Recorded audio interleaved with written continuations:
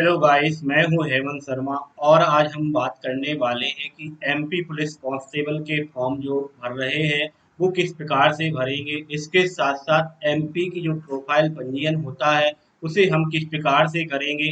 अगर आपका प्रोफाइल पंजीयन खो गया है तो उसे हम किस प्रकार से निकाल सकते हैं। अगर आपका पासवर्ड आपके पास नहीं है तो उसे हम किस प्रकार से निकाल सकते हैं। इसके साथ साथ हम बात करेंगे, अगर आपके पास आपका रोजगार पंजीयन भी नहीं है और पासवर्ड भी नहीं है और मोबाइल नंबर भी आपका खो गया है तो मोबाइल नंबर किस प्रकार से अपडेट करते हैं। तो बने रहें वीडियो। हम गूगल पर टाइप करते हैं MPESB और इंटर कर देते हैं, जिसके बाद हमारे सामने esp.mp.gov.in की वेबसाइट आ जाती है। हम इस वेबसाइट की फर्स्ट लिंक पर क्लिक करते हैं। दोस्तों, यहाँ से हम भाषा चुनेंगे कि हम किस भाषा में आगे फॉर्म भरना चाहते हैं। इसके बाद हम इस वेब पेज पर पहुंच जाते हैं। हम यहाँ पर देख पा रहे हैं कि पुलिस कांस्टेबल रिक्वायरमेंट के जो टेस्ट निकले हुए हैं और भी वैकेंसी निकली हुई है।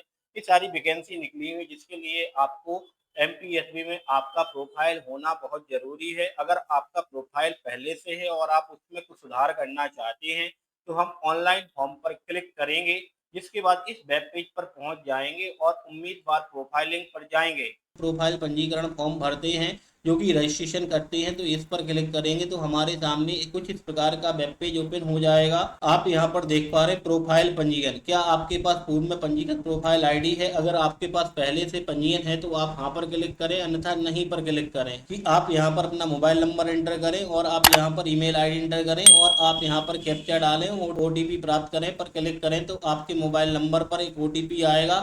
ओटीपी एंटर कर देने के बाद आप यहाँ टर्म्स एंड कंडीशन पर क्लिक करें और गेट डिटेल पर क्लिक करें। दोस्तों, हम इस वेब पेज पर आ जाते हैं। दोस्तों, अगर आपके पास सामान्य पंजीकरण क्रमांक और पासवर्ड नहीं है, उसको किस प्रकार से निकालेंगे इसकी जानकारी मैं आपको वीडियो में आगे दूंगा, तो बने रहें आप वीडियो के अंत तक। हमें यहाँ पर अपना पंजीकरण क्रमांक डालना है, यहाँ पर हमें पासवर्ड डालना है और यहाँ पर जो दिया गया कैप्चा है इसको यहाँ पर भरना है और प्रोसेस फॉर एडिट पर क्लिक कर देना है। दोस्तों, जिसके बाद हमारे सामने कुछ इस प्रकार का वेब पेज आ जाएगा।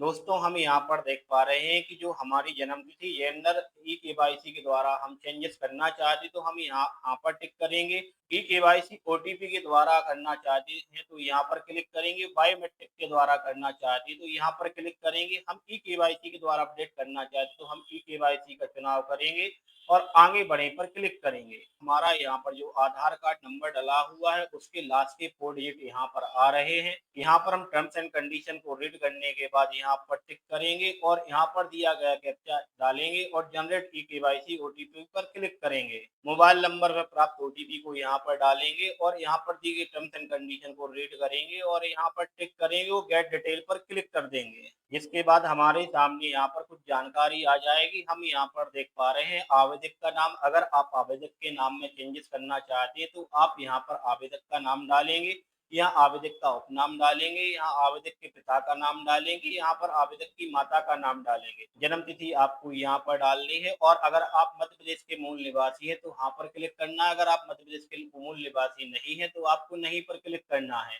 अगर आपका जेंडर महिला है तो आप महिला का चुनाव करें, अगर आपका जेंडर पुरुष है तो आप पुरुष का चुनाव करें। यहाँ पर दोस्तों आपको अपनी श्रेणी और कैटेगरी से संबंधित जानकारी देनी है। अगर आप जनरल में आती है तो यूआर का चुनाव करेंगे, एससी एसटी ओबीसी के हिसाब से यहाँ पर जाति का चुनाव करेंगे। इसके बाद अगर आपके पास ईडब्ल्यूएस सर्टिफिकेट है तो आप हाँ पर क्लिक करेंगे, अगर आपके पास ईडब्ल्यूएस का सर्टिफिकेट नहीं है तो नो पर क्लिक करेंगे। दोस्तों, यहाँ पर हम देख पा रहे हैं कि हमने जो हायर एजुकेशन किया हुआ है उसकी जानकारी हम यहाँ पर भरेंगे कि आपने कौन सी पढ़ाई की हुई है, आपका निवास क्षेत्र क्या है, ग्रामीण है तो ग्रामीण पर टिक करेंगे और शहरी है तो शहरी पर टिक करेंगे। अगर आप 40% से अधिक विकलांग हैं तो आप हाँ पर क्लिक करेंगे। अगर आप हाँ पर क्लिक करते हैं तो आपको किस प्रकार की विकलांगता है यहाँ पर आप अपने हिसाब से चुनेंगे। अगर आपके पास विकलांग का सर्टिफिकेट नहीं है तो आप नहीं पर क्लिक करेंगे। अगर आपकी शादी हो गई है तो हाँ पर क्लिक करेंगे।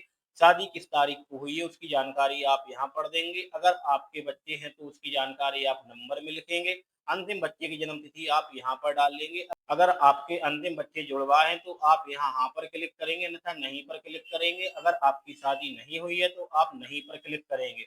इसके बाद हमें यहाँ पर अपने आधार कार्ड के हिसाब से एड्रेस भरना होगा। यहाँ पर मकान नंबर डालेंगे, गली गांव मोहल्ले की जानकारी यहाँ पर देंगे, कौन सा क्षेत्र आपका लगता है, तो उसकी जानकारी आप यहाँ पर भरेंगे। यहाँ पर आप अपने तहसील या ब्लॉक का नाम डालेंगे। यहाँ पर आप राज्य का चुनाव करेंगे। यहाँ पर आप जिला भरेंगे कि आप किस जिले के रहने वाले हो, उस जिले की जानकारी आप यहाँ पर देंगे। यहाँ पर आपके आधार कार्ड में जो पैन कार्ड लिखा हुआ है, उसकी जानकारी हम यहाँ पर डालेंगे। हम यहाँ पर देख पा रहे हैं कि जिस नंबर और ईमेल आईडी के माध्यम से हमारा प्रोफाइल पंजीयन था, वो यहाँ पर लिखा हुआ है।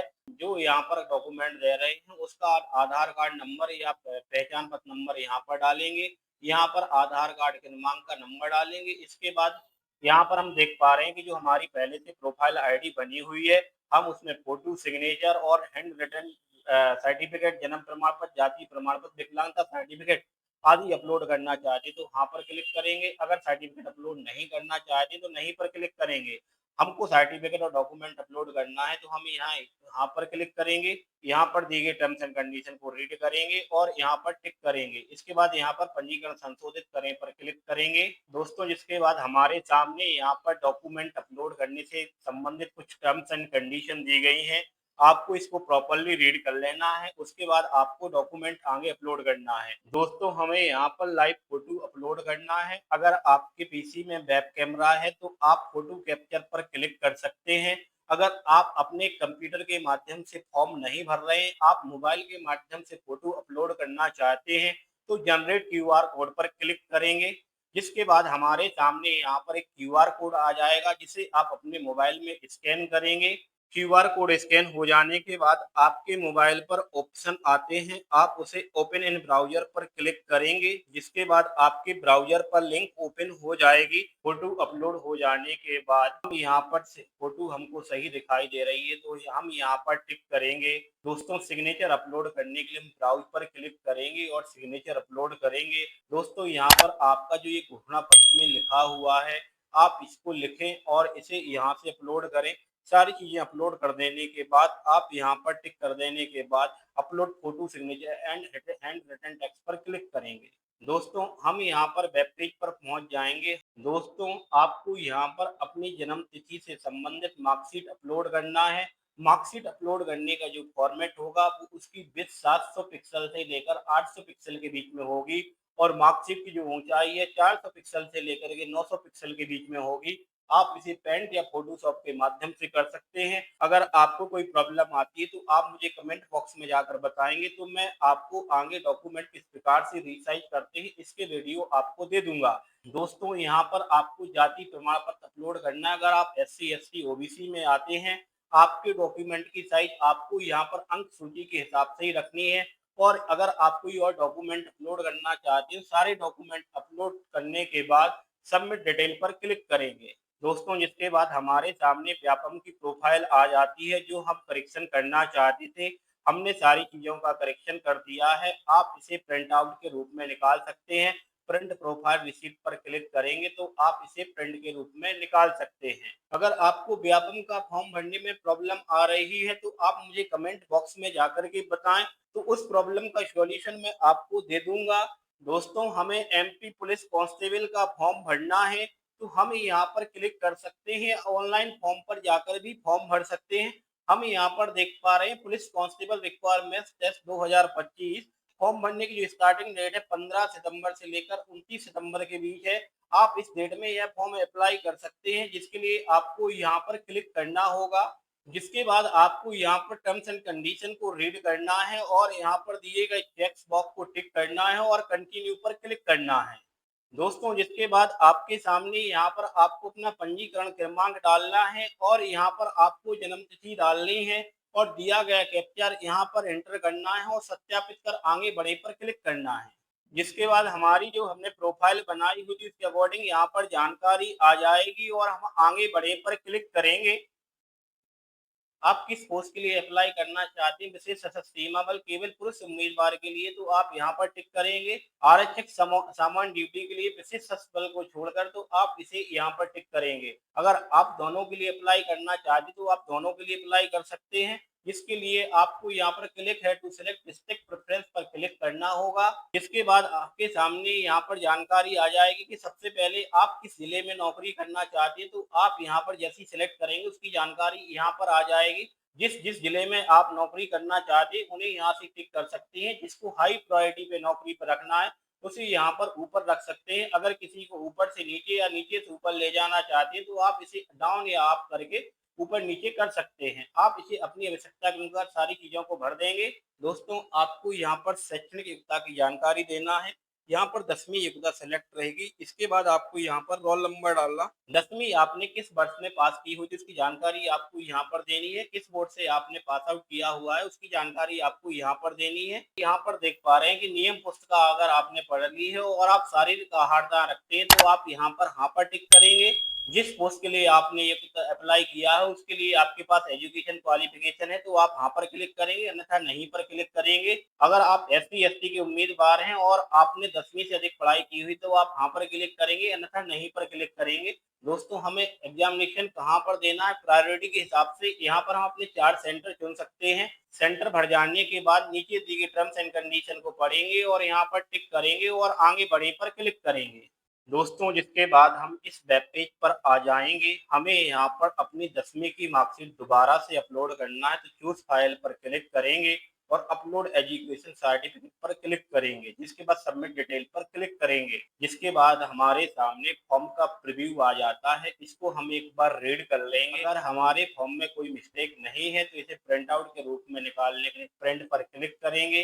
दोस्तों, जिसके बाद हम प्रोसेस टू पेमेंट पर क्लिक करेंगे। दोस्तों, जिसके बाद हम पेमेंट गेटवे पर पहुंच जाएंगे। Payment net banking, debit card, credit card, UPI के माध्यम से पेमेंट कर पाएंगे। हमने यहाँ पर यूपीआई को चुना हुआ है। पे of India DND for government of India पर क्लिक करेंगे और उसके बाद ओके पर क्लिक करेंगे। इसके बाद हम यहाँ पर पेमेंट QR कोड के माध्यम से करना चाहते हैं तो QR कोड पर क्लिक करेंगे और QR कोड स्कैन करेंगे और पेमेंट कर देंगे। पेमेंट हो जाने के बाद हम प्रिंट आउट रख लेंगे। दोस्तों, अगर आप अपना प्रोफाइल आईडी भूल चुके हैं और आप उस प्रोफाइल आईडी को प्राप्त करना चाहते हैं तो आप सर्च कैंडिडेट प्रोफाइल रजिस्ट्रेशन पर जाकर क्लिक करेंगे। जिसके बाद आपको यहाँ पर अपना मोबाइल नंबर डालना है और यहाँ पर दिया गया कैप्चा एंटर करना है और आगे बढ़े पर क्लिक करना है। हमारे मोबाइल नंबर पर प्राप्त OTP को यहाँ पर एंटर करेंगे और OTP सत्यापन कर प्रोफाइल पंजीकरण क्रमांक प्राप्त करें पर क्लिक करेंगे। दोस्तों, यहाँ पर आपका प्रोफाइल नंबर आ जाएगा। आप इसे नोट कर लीजिए। इसके साथ साथ अगर आपके पास आपका पासवर्ड नहीं है उसको किस प्रकार से प्राप्त करते हैं मैंने आपको बताया हुआ था। तो सबसे पहले आपको होम पेज पर जाना है और ऑनलाइन फॉर्म पर क्लिक करना है। जिसके बाद आपको यहाँ पर ऑप्शन आएगा कैंडिडेट प्रोफाइलिंग, हिंदी में होगा तो उम्मीदवार प्रोफाइलिंग। जिसके बाद आपको फॉरगेट प्रोफाइल पासवर्ड पर क्लिक करना है। दोस्तों, यहाँ पर आपको अपना आवेदन नंबर डालना है और आपको यहाँ पर मोबाइल नंबर डालना है और दिया गया कैप्चर यहाँ पर एंटर करना है और सबमिट करें पर क्लिक करना है। जिसके बाद हमारे सामने मैसेज आएगा password has been sent to your registered mobile number और ईमेल आईडी। हमारे मोबाइल नंबर पर रजिस्ट्रेशन नंबर के साथ पासवर्ड आ जाएगा। जिसके बाद आप आगे फॉर्म का प्रोसेस कर पाएंगे। दोस्तों, अगर आपका मोबाइल नंबर बंद हो चुका है और आपको अपना मोबाइल नंबर आपकी प्रोफाइल में अपडेट करना है, जिसके लिए आपको कैंडिडेट प्रोफाइलिंग पर जाना है। दोस्तों, जिसके लिए आपको mobile number update and forget password and profile registration through KYC verification पर क्लिक करना है। जिसके बाद आपको यहाँ पर अपना रजिस्ट्रेशन नंबर डालना है और यहाँ पर आपको नया मोबाइल नंबर डालना है और यहाँ पर कैप्चा डालेंगे। उसके बाद नेक्स्ट पर क्लिक करेंगे। दोस्तों, इसके बाद हमारे मोबाइल नंबर पर OTP आएगा, उसे हम यहाँ पर डालेंगे और OTP सत्यापन करें पर क्लिक करेंगे। जिसके बाद हमारे सामने KYC करने के लिए ऑप्शन आएगा। अगर आप आधार कार्ड के माध्यम से KYC करना चाहते तो यहाँ पर क्लिक करेंगे। अगर आप OTP के माध्यम से क्लिक करना चाहते तो यहाँ पर क्लिक करेंगे। अगर आप बायोमेट्रिक के द्वारा सत्यापन करना चाहते तो इस पर क्लिक करेंगे। हम OTP के माध्यम से सत्यापन करना चाहते तो यहाँ पर क्लिक करेंगे और सबमिट पर क्लिक करेंगे। जिसके बाद हमारे सामने यहाँ पर जानकारी आ जाएगी। हम यहाँ पर अपना आधार नंबर डालेंगे।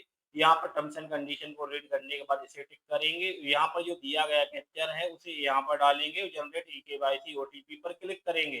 दोस्तों, आपके मोबाइल नंबर पर प्राप्त OTP को यहाँ पर डालना है, टर्म्स एंड कंडीशन को रीड करना है और यहाँ पर टिक करना है और सबमिट पर क्लिक करना है। जिसके बाद हमारे सामने मैसेज आ जाएगा कि आपका प्रोफाइल पासवर्ड जो है आपके मोबाइल नंबर पर सेंड कर दिया गया है और आपका मोबाइल नंबर भी बदल गया है। इसके माध्यम से आप अपना मोबाइल नंबर अपनी प्रोफाइल में अपडेट कर सकते हैं।